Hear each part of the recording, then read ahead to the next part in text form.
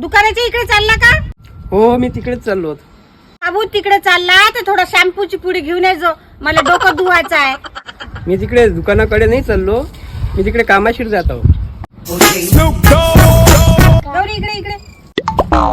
काय भाजी? काय म्हणतो आजी? ए गौरी, माझ्यासाठी एक शॅम्पूची पुडी आणतं का? जरा आजी मी नाही आणत. तू इथं कोण बसली नाराज होऊन? काय करू बाई, ह्या घरात माय कोणी ऐकतच नाही. ते छटाकभर पोरगी तेही नाही ऐकत.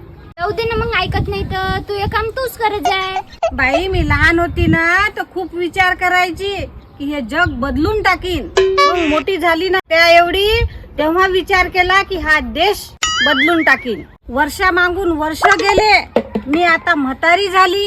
हे जग तर काय, हा देश तर काय, मी घरातला परिवार सुद्धा बदलू शकली नाही.